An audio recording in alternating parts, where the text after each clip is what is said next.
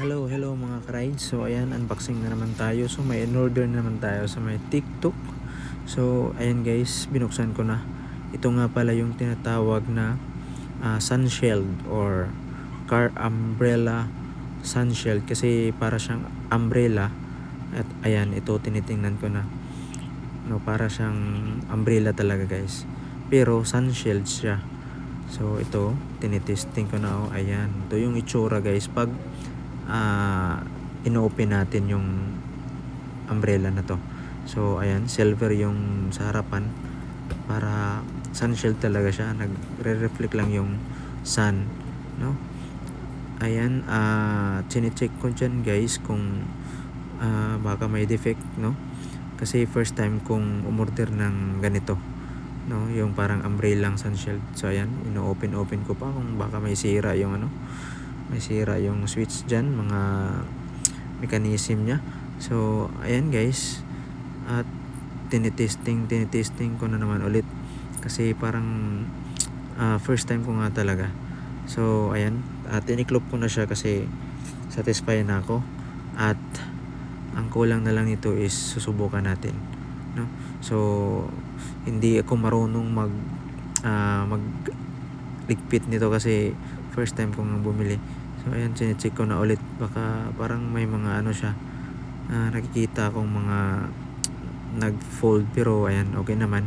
So ito na yung ginagawa ko guys, pino-fold ko na siya ulit, at may kasama siyang bag, may free siya na bag, no? So pwede natin siyang ibalik sa bag, tapos lagay mo lang dyan sa gilid ng car mo. So ayan, so tapos na, tara sa kotse.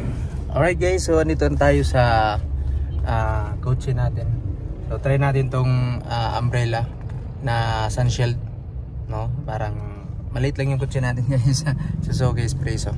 So try natin kung kasya ba to. Hindi ko alam yung sukat, parang malaki yata to, pero try natin guys. Sana makatulong dito, napakainit na. Okay, try natin. So ito na, buksan na natin. Moment of truth.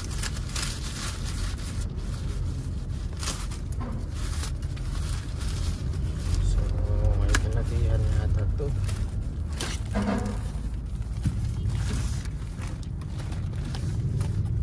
Parang malaki siya guys.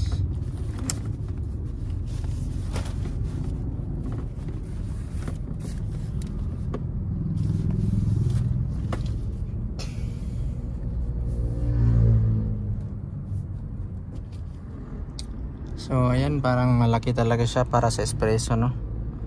So hindi siya pwede, pero pwede naman siya, remedyohan na lang natin.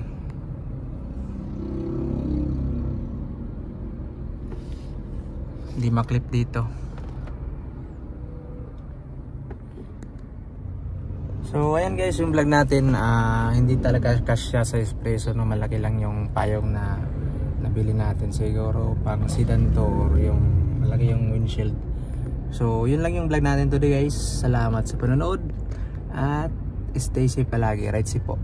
God bless.